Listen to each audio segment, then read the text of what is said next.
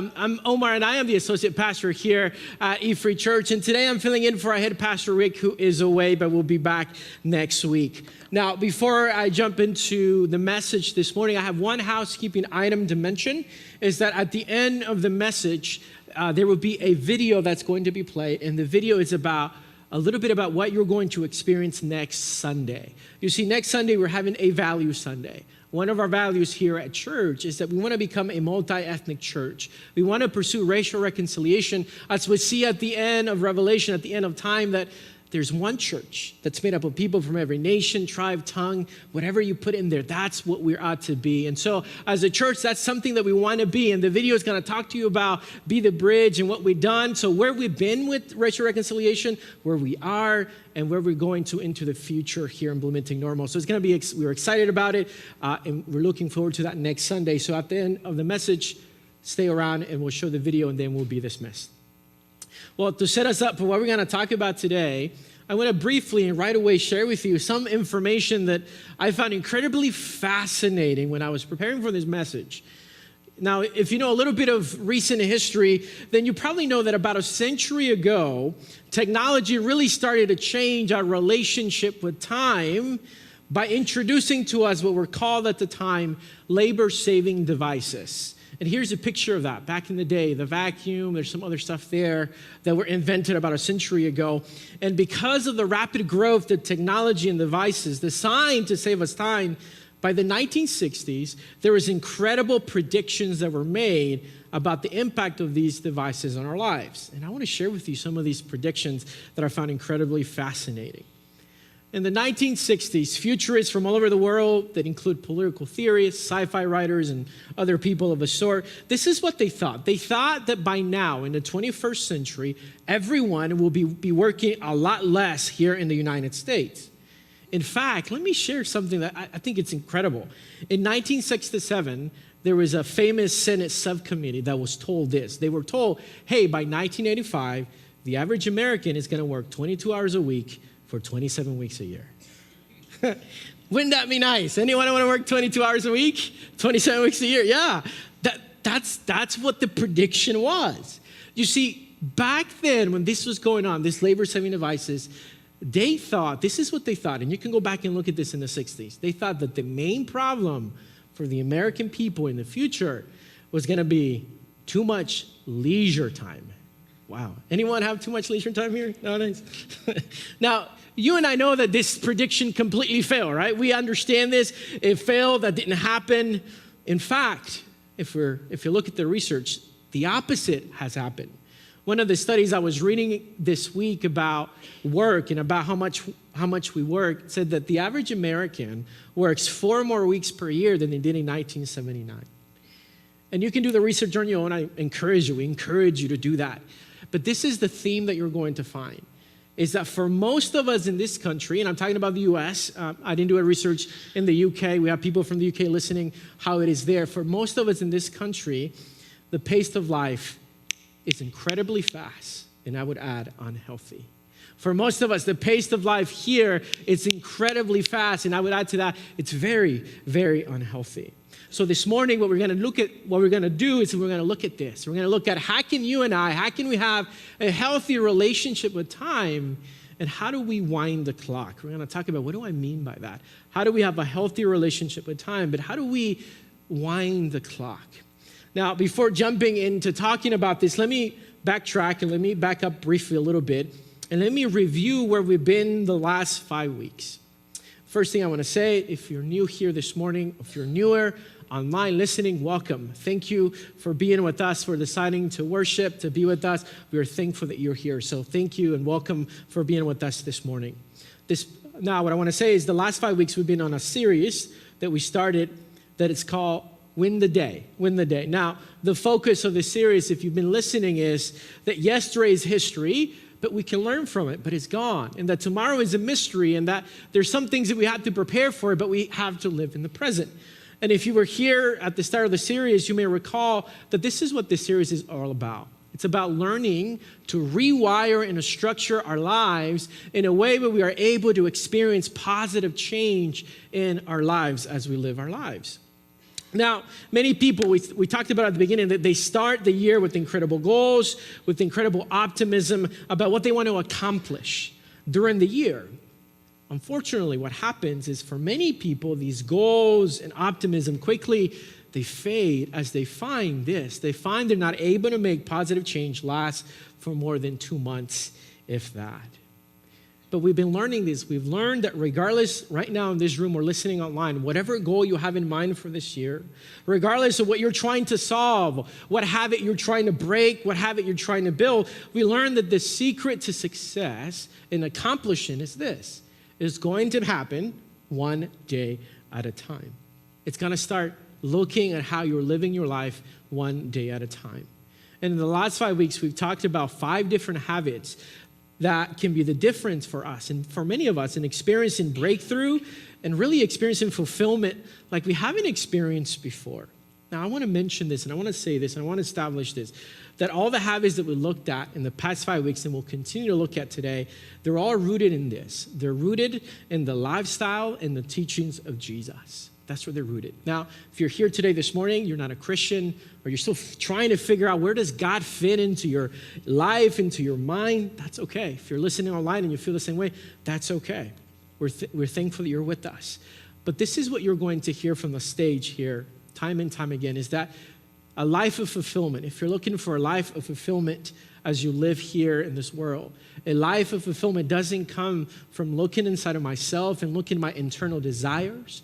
It doesn't come from the social sciences of the day, the philosophy, whatever you want to say of the day. But what you're going to hear that here from the stage is that fulfillment that you're looking for comes from learning to live the way that Jesus Christ lived over a couple of centuries ago. Comes from learning to live and adopting the teachings and the lifestyle that Jesus Christ had while he was here on earth a couple of millennia ago. And Jesus' invitation is this. He says to us, he says, come to me, all of you, in Matthew 11, come to me, everyone, all of you who are weary and burdened, and I will give you rest. He says, take my yoke upon you and learn from me, for I'm gentle and humble in heart, and then you will find rest for your souls. For my yoke is easy and my burden is light. So all of the 5 habits that we looked at this past 5 weeks and will continue today are rooted in the life and the ministry of Jesus, and are rooted in the invitation to learn from him and experience not just positive change that we're looking for the rest of this year in our habits, but it actually will bring more than that. It will begin to bring actual rest and fulfillment that our souls are needing every day. So I encourage you, if you're here this morning or you're listening online, if you haven't gotten a chance to listen to these messages, check them out. They're on our YouTube channel, our eFree Church YouTube channel. We have an eFree Church app that you can download, and there are notes there that you can have, and I think you're going to find them to be very, very, very helpful. Well, let me jump into today. Today we're talking all about this habit, number 6, of winding the clock. Winding the clock. Now, I want to start by making a bold statement about this. Out of 5 habits we looked at so far, this will be the 6th. This habit is perhaps the most crucial or the most important. And it's not the most important just because I'm teaching today, so just want to make sure you're aware of that. It's not because Rick is gone and I'm teaching, okay? It's not the most important because of that, but it's the most important because of this. If we do not have a healthy relationship with time, implementing new habits to our lives will be impossible. If we don't learn to have a healthy relationship with time, how we live it every day, it's going to be impossible for us to implement new habits that would change our lives, that will help us to grow. So let me ask you a question. Anyone here busy nowadays? Anyone busy? Anyone have too much leisure time? I'm just curious. Maybe you do. That's okay. Maybe the prediction came true for you. Now, if you are anything like me, then you find yourself, when someone asks, hey, how's it going? How are you doing? This is what I say, hey, I'm doing okay, but I'm busy. Like I'm just doing lots of things. And my guess is that most of you listening online or here today, you can relate and actually agree to this. You see, if you actually pay close attention to our present culture, the state, this is what you're going to see, that across all ethnicities, across all genders, stages of life, and socioeconomic status, busyness appears something that we are all claiming to be. You look at the research, you see what's going on. Everyone is claiming to be busy. Now, the issue is not having a lot to do. Let me clarify that. The issue is not having a lot to do, as there is a healthy kind of busyness where you're doing things that are meaningful, that bring you life, that are good. But here's the problem, and I like the way that Pastor John Mark puts it. He says this: the problem is when we have too much to do, and the only way to keep that quota is to hurry, is to go like this. When we have too much on our to-do list, that the only way to keep that quota, that rhythm, is to go through life like this, fast and fast and fast. In other words, if we're honest with ourselves this morning, most of us, if we want to admit this, we have an unhealthy relationship with time. You see, our pace of life is either too fast, where we're cramming too much in our to-do list, that we're actually living half present because we're constantly thinking of the next thing and the next thing and the next thing and the next thing that we have to do. Or we find ourselves incredibly distracted by social media, by sports. That's something that distracts me a lot. By news, by entertainment, whatever it is, to the point that you look at your time. Where did the time go? It was wasted away. And it keeps us from accomplishing what we want to do that particular day. Anyone relate? Maybe just me, but anyone relate to that? Now, let me give you one more thing to emphasize this reality that I'm arguing that most of us at times tend to have a major struggle with time, an unhealthy relationship with time. Michael Zigarelli is a professor from the School of Business at Charleston Southern University, and he conducted a survey of over 20,000 Christians or Christ followers across the globe in an attempt to pinpoint what are some of the obstacles the Christians are experiencing of growth, obstacles to growth. And in his findings, he concludes that busyness is a major distraction from the spiritual life. And listen to a little bit of his hypothesis. He says this.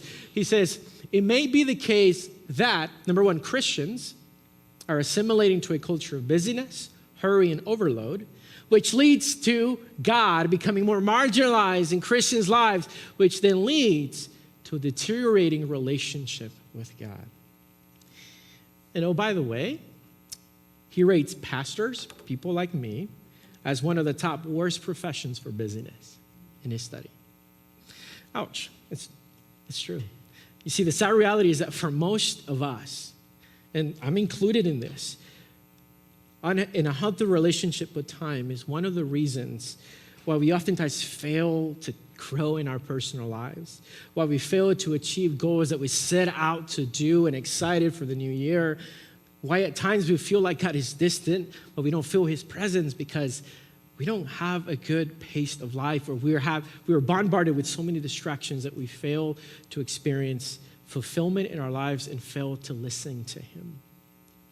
So that's the reality. That's the issue. That's where we are. Now, the good news this morning is that it is possible to have a healthy relationship with time. And in order for us to do that, what we're going to look at is going to look at the habit of winding the clock. That's going to help us. Well, how do we have a healthy relationship with time? So if you have a Bible open up to Ephesians. If not, you can follow here. Ephesians chapter 5 is going to be one of the first passages that we'll look at today that speaks to our relationship with time. Now, let me give you a little background. Here in this passage, Paul is writing to a church, and he's giving them practical consequences for living under a new way of living, under a new life. The readers, the audience in this are people who are coming to faith, and they're experiencing a new life that is marked by their embrace to live as apprentices and disciples of Jesus.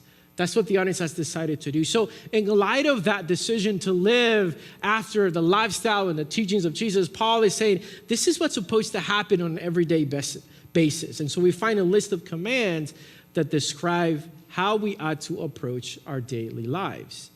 And so he starts in verse 15. He says, be very careful then how you live, not as unwise, but as wise, making the most of every opportunity because the days are evil.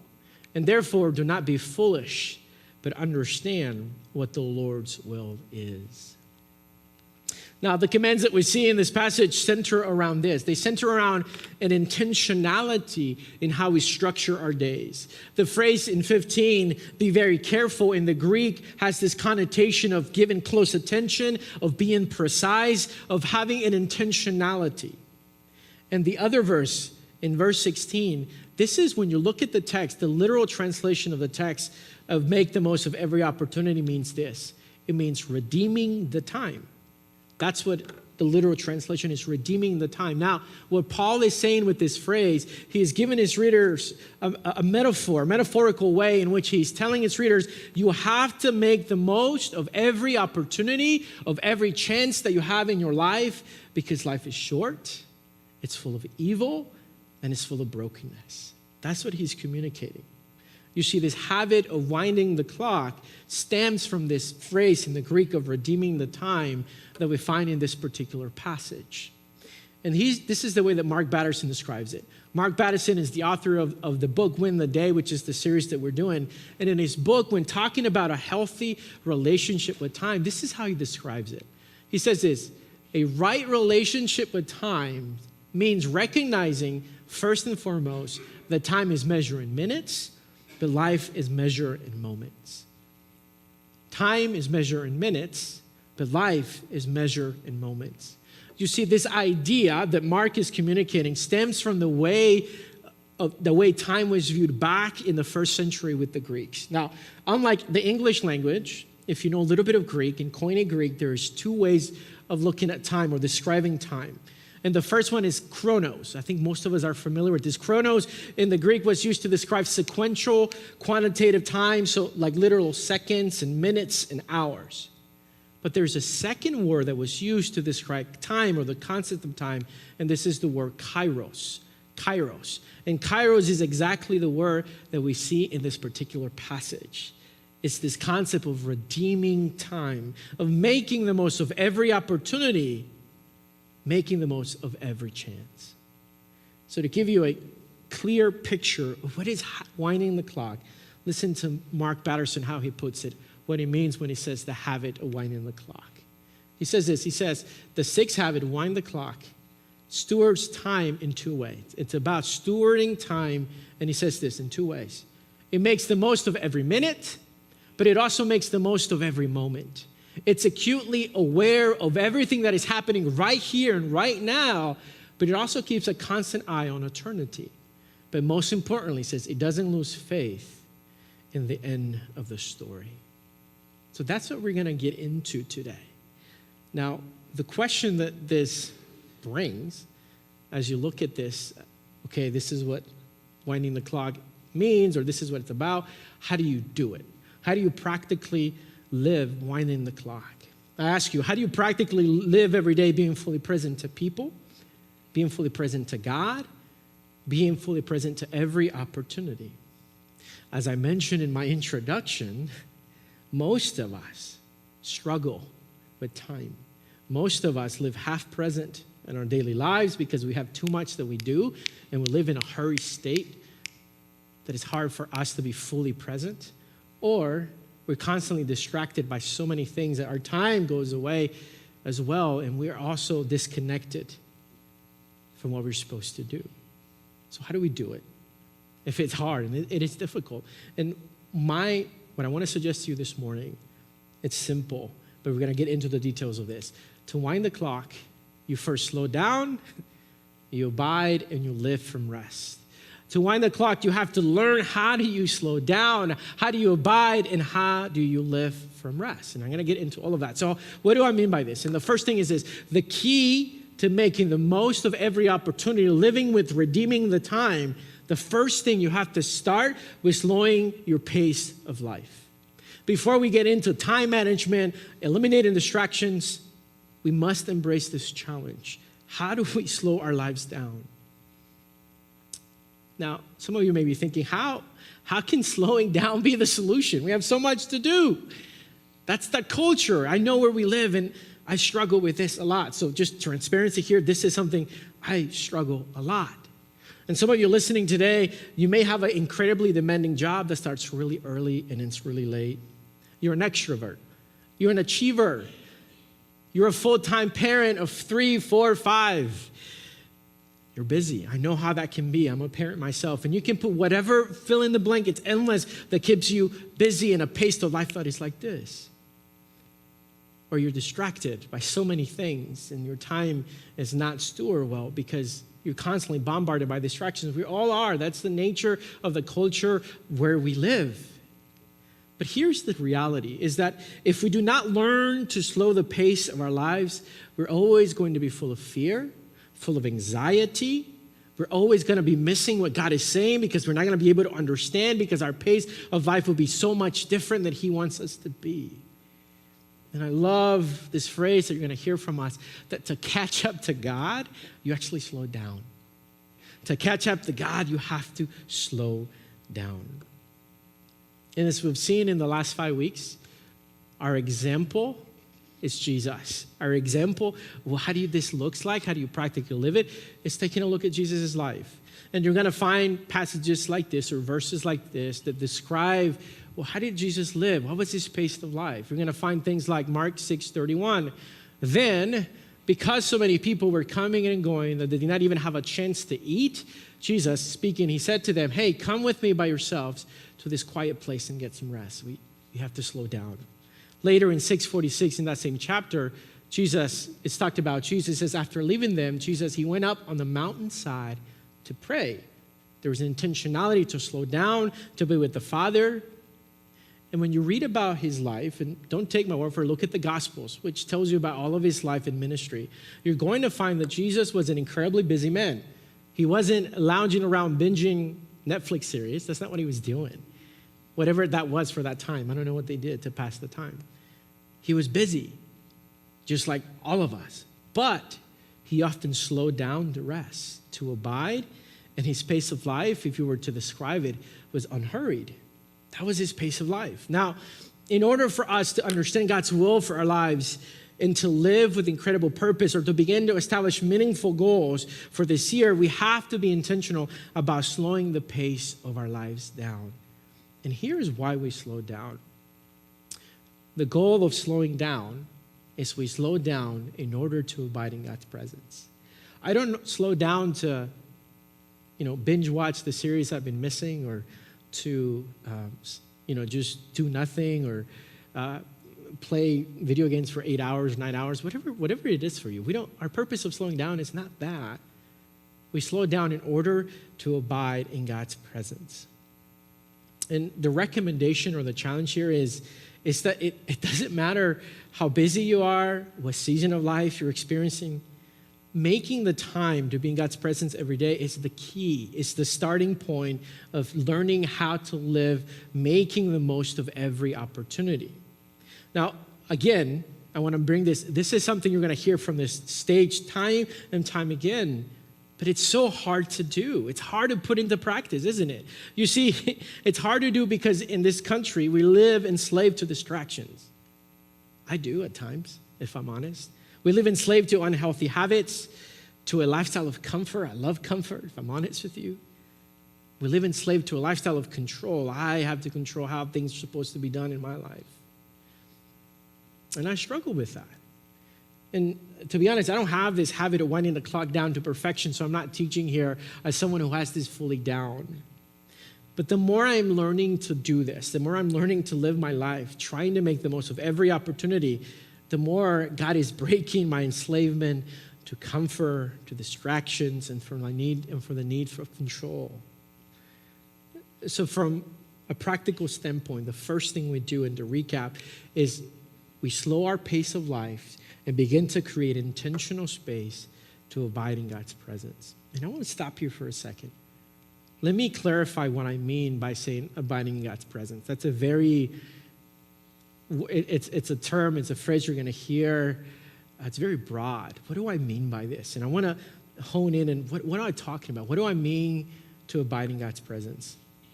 You see, creating time to abide in God's presence is not just about reading scripture every day for information or to check it off my to-do list. That's not what I mean. It's not about reading the Bible because you want to be the most intelligent person of Bible knowledge, or because you have to check it off your to-do list. It's not about praying to God, hey, give me what I need, what I want in my family. That's not what abiding in God's presence is. What I mean when I say abiding in God's presence is that we have to take the time every day to come, to stop, to reflect, and to meditate in a slow reading of Scripture where I'm reading not for information, but for transformation. I'm saying, God, what are you saying to me this day that's going to help me become more and more like you?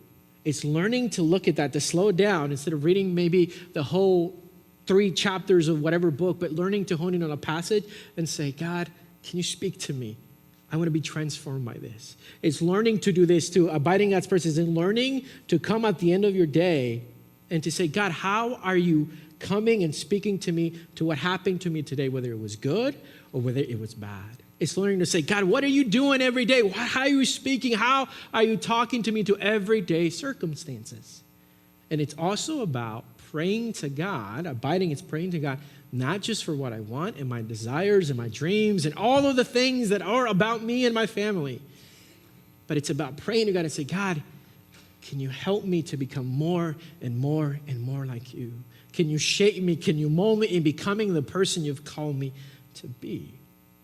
So that's what I'm talking about when I say creating intentional space to abide in God's presence. Now, as you slow down and you learn to do this, this is what's going to happen. You're going to begin to have a clearer picture, first of all, how do you manage your time? And you're going to know where you're living, and you're going to know actually where you're wasting time. And you're going to know how to manage your time when you're living with Kairos time in mind, meaning being fully present to God, to others, and to every opportunity. So for me, this is how it plays out, and I'll share this. As I abide and as I do this and I reflect on God's presence every day, the first thing that happens is I become aware of the distractions. So many distraction things that I fall into. And I become aware of oftentimes as an achiever by nature, as a go-getter, as a doer, that's just how I'm wired. I become aware of how much I try to cram into my day.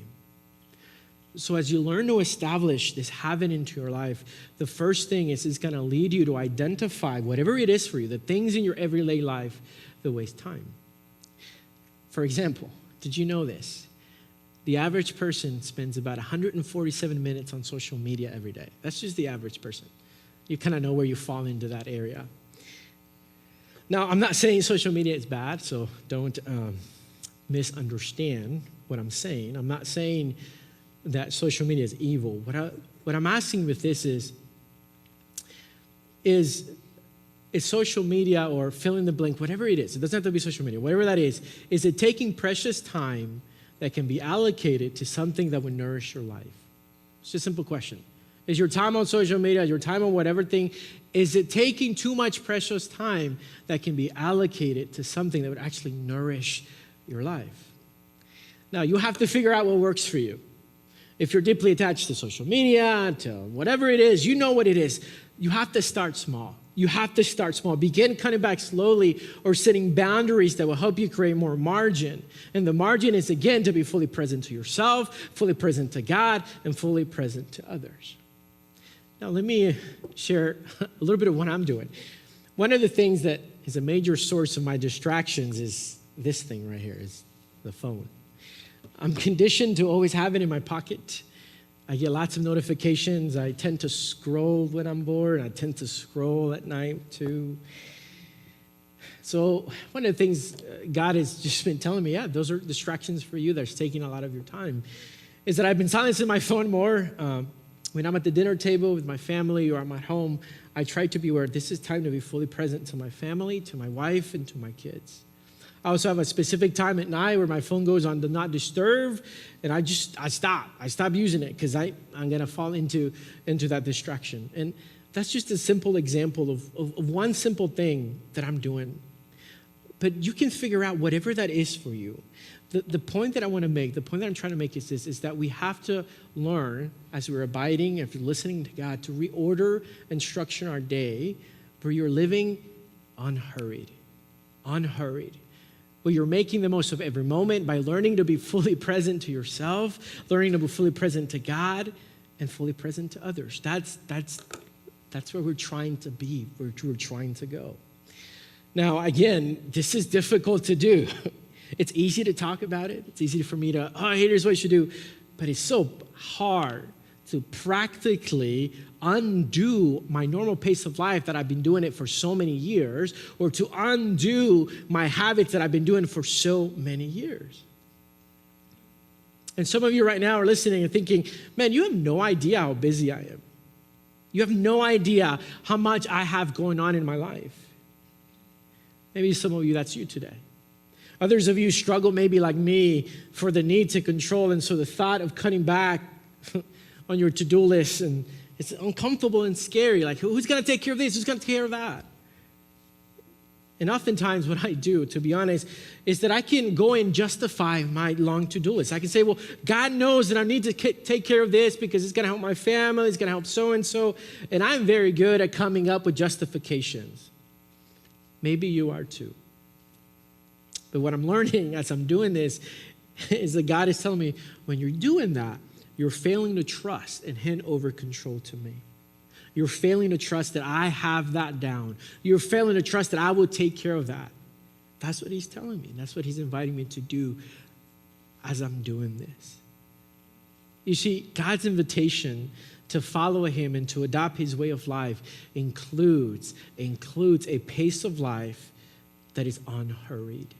Includes a pace of life that is unhurried. And includes this idea of learning to live from a place of rest.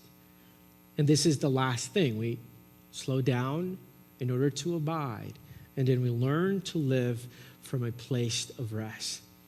Remember the passage in the beginning where Jesus invites us to come and follow him, to come if we're weary and burdened?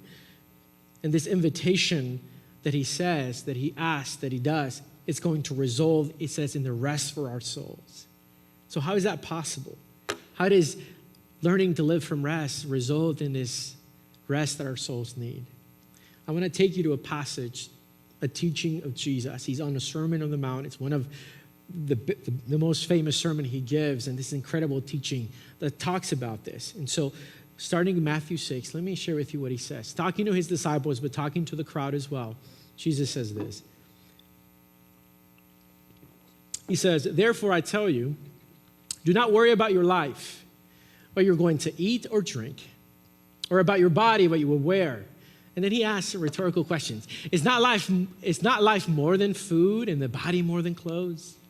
Look at the birds of the air. They do not sow or reap or store away in barns, and yet your heavenly Father feeds them. Another rhetorical question. I love Jesus' talks. Are you not much more valuable than they? Can any one of you, by worrying, add a single hour to your life? A series of rhetorical questions. And why do you worry about clothes? Jesus is saying. See how the flowers of the field grow? They do not labor or spin. Yet I tell you that not even Solomon in all of his splendor was dressed like one of these.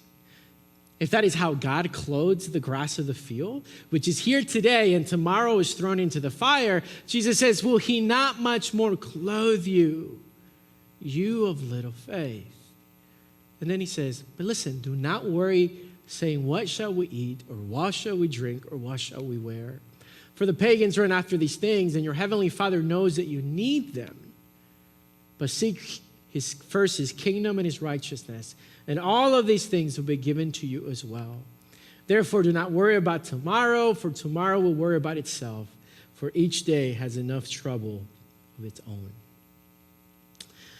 There's a lot here that we can unpack and we can analyze and we can look at from whatever angle you want to look at. But I just want to hone in and I want to focus on the principle, and I want to focus on verse 33. After Jesus is pointing out that God even takes care of the needs of the birds. The birds don't have the imago Dei, God's image, we do. But if he even does that, he's saying God is 100% aware of all of our worries and all of our needs. And not just that, he is so willing to provide for us. But here's the principle. He says, first, seek the kingdom and his righteousness, And all of these things, he says, will be added onto you or given to you. Now, what Jesus is communicating here is that when we learn to reorder and structure our lives, our daily lives, to abide in God's presence as the most important thing that we do every day, that's the key. When we learn to have that as the most important thing that we do every day and we understand that and we live from that, then the result would actually be a fulfilled and a restful life. The result will be God will be there present and we will be aware of that. Now, I want to clarify something. Jesus is not saying we're going to receive everything we want. That's not what he's saying. The examples in the passage are actually essential needs if you look at them. But you know what? God is so gracious and loving that he oftentimes gives us, and you've experienced this, way more than your essentials. He gives you way more than what you need. He actually sometimes gives you some of the things you want because he's so lovable and gracious and he loves us so much. You see, when we learn to anchor our fears, our desires, our dreams in abiding in Jesus, we start to experience then, when we do this, the rest that our soul needs. And we'll begin to understand when he says, come to me, all of you who are weary and burdened, and I will give you rest. Because when we do this, what happens when we're living from rest, slowing down and abiding, is that we begin to live a life that is, first of all, less hurried, less full of anxiety, less full of fears, because we're living from rest. Now, let me clear, this doesn't mean we won't have, the life is going to be perfect. It doesn't mean that. It's not going to be perfect. It doesn't mean we won't experience pain and suffering. We actually will because we live in a broken world. But it means that when we do experience pain and suffering, we're able to persevere and we're able to learn from those experiences as we've come to trust that Jesus works in everything. Even the painfulness of our lives, he uses it to make us more and more and more like him. That is what it means to live from rest, trusting that I may not have everything figured out, that things may be scary if I don't do anything, but trusting that he's got it. He knows exactly what I need, and he knows whatever situation I'm going through, whether good or bad, he's going to use that to grow me, to teach me something. And I love the way that John Mark Comer puts it, describing this, living from rest. He says this, it's a way of living with ease, with gratitude, with appreciation, with peace and prayer. He says it's a way of working from rest, not for rest, with nothing to prove. A way of bearing fruit from abiding and not ambition. I hope that you find that helpful, as I really do. Now, as I mentioned at the start, learning to have a healthy relationship with time is incredibly crucial if you want to implement new habits this year that's going to lead to positive change in your life. And for some of you listening today, this has been encouraging. Some of you, it's been affirming as you're actually doing this right now. You're living unhurried, you're abiding in God's presence well, and you're living from rest. If that's you today, I just want to encourage you. I want to continue to pursue living this way. And I guarantee you along the way, God will continue to show up and to grow you and to lead you where he wants you to be this year. And he's going to lead you to the spaces and the places that he's calling you to on an everyday basis. If that's where you're trying to figure out what to do, he's going to do that. Now, for others of you listening, maybe today's message has been challenging. Maybe you understand the content. Yeah, okay, I get it. I see what you're saying, Omar. But maybe you're not sure. Maybe you're not sure if the habit of winding the clock really will bring about positive changes into your life. Maybe you're not bought into it. And if that's you, that's okay. That's okay too. This is the only challenge I have for you if that's where you are. I challenge you to sit and reflect with what you've heard. Sit and reflect with what you've heard, and maybe, just maybe, give the habit a chance. Maybe, just maybe. You see, the beautiful thing about this habit, which is based on the lifestyle and the teachings of Jesus, this is the beautiful thing, is that all of Jesus' teaching and his lifestyle for us, they're always an open invitation that have no expiration. They're always an open invitation that have no expiration. His invitation to come and follow him and to adopt an unhurried pace of life where you're abiding in his presence and living from rest is always open. That's how good of a God he is. It's always open. He's always with his arms and saying, come. If you're weary and burdened, come to me and I will give you rest. Take my yoke, adopt my lifestyle, adopt the disciplines that I tell you to do, adopt how I live my life, and then you'll begin to see what I'm talking about. Then you will begin to experience that rest for your souls. But again, it's an invitation. You're not made to do this. No one's forcing you. No one's ever going to force you. If they do, that's not what Jesus is saying. It's an open invitation. And so if that's where you are, I just encourage you, think about it, reflect it. And maybe, just maybe, this is something you can begin to implement in your life, this habit of winding the clock, slowing down to be with him and to live from this place of rest.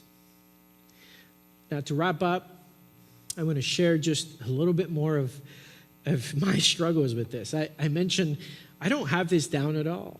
And again, transparency. I'm not teaching from a place of I'm doing this perfectly. I'm teaching from a place I'm in the struggle bus with most of you when I'm writing this. And I struggled a lot this week writing this message because I found myself falling into distractions or, my to-do list. It's like, oh, I'm doing too much.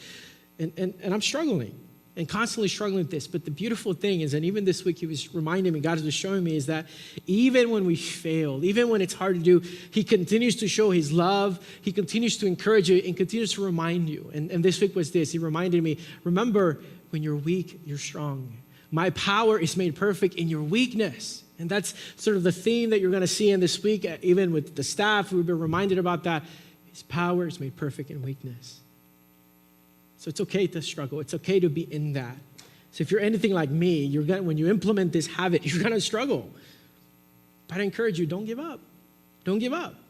Along the way, as you learn to establish this habit, and it takes a month, a couple of months, it takes time to undo, to rewire our brains to not do what we used to do for many years. It takes time.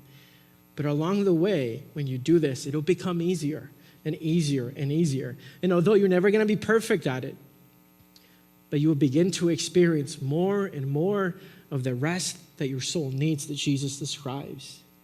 And you will grow and grow more and becoming more and more like Jesus, more like he calls us to be. That's our goal as followers of Christ, as apprentices of Jesus. How do we become more and more like God when we're fully present to him, to ourselves, but to others, as we're called to be present to others as well, wherever we live.